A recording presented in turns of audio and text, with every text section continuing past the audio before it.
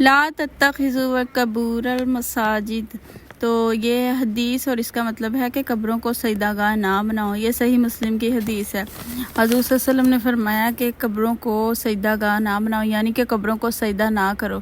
تو جو لوگ مزار پہ جاتے ہیں، یہ حدیث ان کے لیے ہے جو قبروں کو سجدہ کر رہے ہیں اور کرتے ہیں۔ تو شریعت محمدی میں ہے کہ سجدہ صرف اللہ پاک کی ذات کے لیے ہے، حتیٰ کہ افضل ترین مخلوقات میں سے حضرت محمد صلی اللہ علیہ وسلم سب سے افضل ہیں، تو ان کو بھی سجدہ کیا جا سکتا تھا، لیکن ان کے سجدے کی بھی گنجائش نہیں ہے۔ اللہ پاک نے انہیں بھی سجدے کے لیے نہیں ہمیں کہا، کیونکہ سجدہ صرف اللہ پاک کو کرنا چاہیے۔ تو سعد بن قیس کہتے ہیں کہ میں کوفہ کی طرف گیا تو وہاں میں نے دیکھا کہ لوگ نا اپنے سرداروں کو سجدہ کر رہے تھے، تو ان کے بڑے سردار ہیں، تو انہوں نے دل میں کہا کہ حضور صلی اللہ علیہ وسلم تو ان سے زیادہ افضل ہیں، تو وہ اس کے زیادہ مستحق ہیں، یعنی کہ ان کو ہم سجدہ کریں تو یہ کیسا ہوگا۔ تو جب وہ واپس گئے تو انہوں نے حضور صلی اللہ علیہ وسلم سے یہی ساری واقعہ پیش کیا، تو حضور صلی اللہ علیہ وسلم نے فرمایا کہ اگر میں مر جاؤں تو میرے مرنے کے بعد تم کیا میری قبر کو سجدہ کرو گے؟ تو انہوں نے کہا نہیں، میں تو نہیں کروں گا، کیونکہ تب قبروں کو سجدہ کرنے کا کنسیپٹ تھا ہی نہیں، تب کوئی بھی قبروں کو سجدہ نہیں کرتا تھا، یعنی کہ کوئی مزار تو تھا نہیں، تو کچھ بھی نہیں تھا ایسا۔ تو زندہ لوگوں کو ہاں سجدہ کیا جاتا تھا، لوگ اپنے سرداروں اور بڑے قبائل کے جو بڑے سردار ہیں نا انہیں سجدہ کرتے تھے، تو مردہ والا سجدہ تو کوئی کرتا ہی نہیں تھا نا۔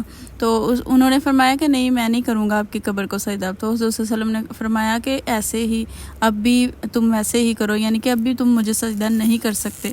تو یہاں سے یہ بھی ثابت ہوتا ہے کہ حضور صلی اللہ علیہ وسلم کے دور میں قبروں کو سجدہ کرنا کا کوئی کنسیپٹ تھا ہی نہیں، کیونکہ کوئی مزار ہی نہیں تھا، تو کوئی اس طرح کا کنسیپٹ تھا ہی نہیں۔ یہ اب ہم لوگوں نے بنا لیے ہیں کہ جو بھی اللہ کے ولی فوت ہوتے ہیں ہم ان کی قبر بنا لیتے ہیں، ان کے مزار بنا لیتے ہیں۔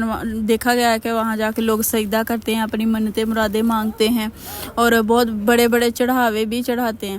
تو اللہ پاک نے فرمایا کہ تم ہر چیز مجھ سے مانگ سکتے ہو، میں بہت جہانوں کا بادشاہ ہوں، تو میں کسی کے خالی ہاتھ نہیں لٹاؤں گا، حتیٰ کہ تمہارے گھر میں اگر نمک بھی ختم ہو گیا نا تو وہ بھی تم مجھ سے مانگو، میں تمہیں دوں گا، کیونکہ وہ بادشاہ ہے، وہ سب کی دعائیں قبول کرنے والا ہے۔ تو ہمیں اللہ پاک سے ہی مانگنا چاہیے، بے شک اللہ پاک دینے والی ذات ہے، وہ دیر دے لیٹ دے جلدی دے، یہ سب اس کے کام ہے۔ اگر وہ نہیں بھی دیتا تو ہمیں اس پر راضی ہونا چاہیے۔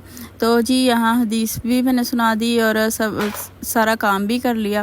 تو آپ لوگوں نے ایسا کرنا ہے، میرے چینل کو فالو کرنا ہے، سبسکرائب کرنا ہے، مجھے اچھے سے کامنٹس کرنے ہیں۔ اگر حدیث تھوڑی سی بھی سمجھ میں آئی ہے، اگر میری باتیں تھوڑی سی بھی سمجھ میں آئی ہیں تو کامنٹ کرنا ہے، میرے چینل کو سبسکرائب کرنا ہے، تاکہ اس طرح کی ویڈیوز مزید آتی رہیں اور میرا حوصلہ بڑھا رہے، کیونکہ میں اسلامی کانٹینٹ اپلوڈ کروں گی انشاءاللہ، تو آپ لوگوں نے میرا حوصلہ بڑھانا ہے۔ باقی جزاک اللہ خیر۔